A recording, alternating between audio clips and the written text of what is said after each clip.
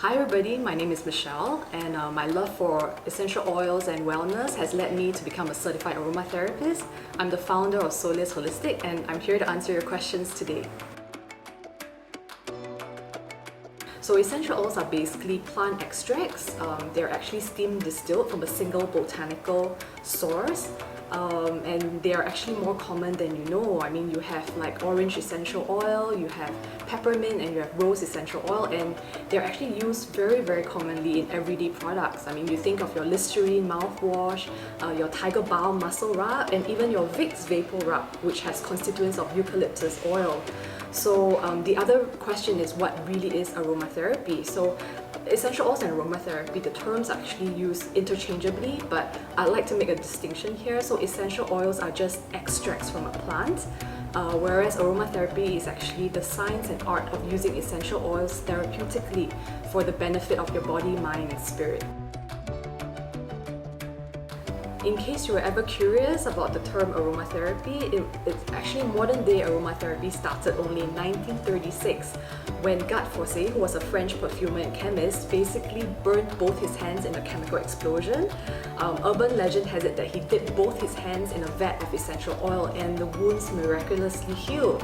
So Gad Fosset was really a visionary in his own right. He, using his background as a perfumer and chemist, sought to kind of like go into the depths of understanding the chemistry behind essential oils and also to understand the psychotherapeutic effects of fragrances.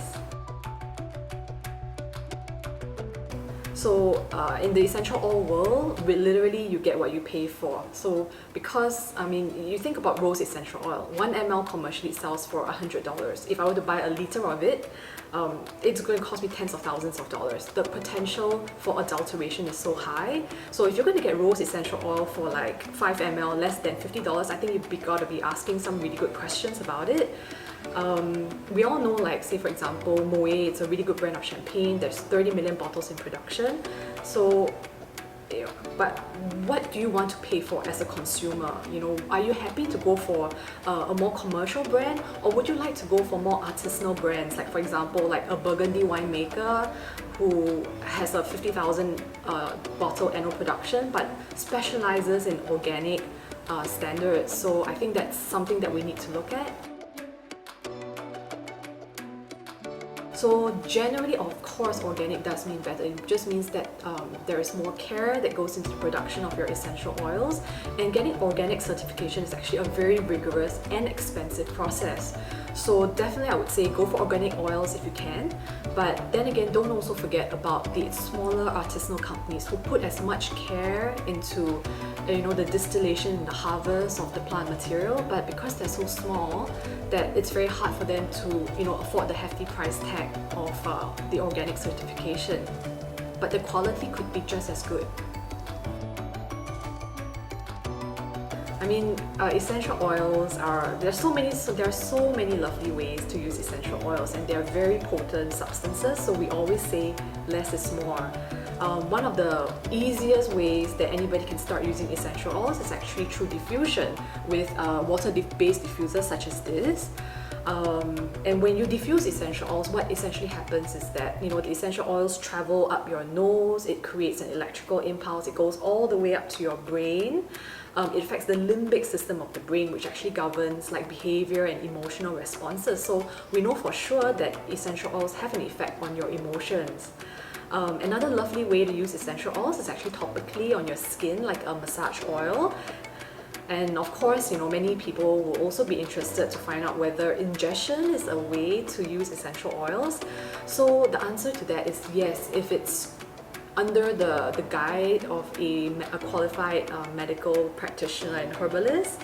But just ingesting essential oils on their own as a trained aromatherapist, what I do understand is that it could be quite damaging to the mucous lining of your throat and stomach. So it's something that we need to be careful of, and over time, if such a practice is continued, there could be a process called sensitization and eventual, with the buildup of toxicity in the body, that the body actually reacts adversely to essential oils being taken in this way. So as a trained aromatherapist, I would say generally one should use essential oils diluted because essential oils are very, very potent. But of course there are always exceptions to the rule where, sometimes it's very okay to use essential oils neat on the skin. And one very good example of it is, if you have like an open cut or a wound or even a pimple. So we know that lavender essential oil has antiseptic properties, but it can also generate better wound healing. So I think traditionally people have always used tea tree oil for pimples, but I would actually recommend lavender for that purpose. Generally, something like almond oil would be a really good one. But we recently we hear of people with nut allergies, so I would say steer clear away from almond oil. You could try coconut oil. Coconut oil is really good for sensitive skin especially. And if you want to try to use essential oils on your face, I would say be very, very careful. Your dilution ratio should be less than 1%, and you might want to use a non-comedogenic oil, which doesn't clog your pores, something like grapeseed oil. Oh yeah, for sure. I mean, for somebody who's just getting started into essential oils, I think there are two approaches to go about it. One, I would say first, let your nose lead you. What smells good to you is probably something intuitively that your body needs, is what I like to say. And you just go with what you enjoy. So I think that's very, very important, just for your own pleasure. The other approach that we could go on is, what kind of benefit would you like to get from essential oils? So we know that, by, just inhaling lavender oil for 20 minutes actually decreases the stress hormones in your blood by up to 20%, which I think is pretty significant. Or if you like to improve concentration at work and focus, you could try rosemary oil. So, there are so many kinds of benefits from using essential oils that, in a way, it's good to just try, but of course, then your friendly aromatherapist will always be here to answer your questions.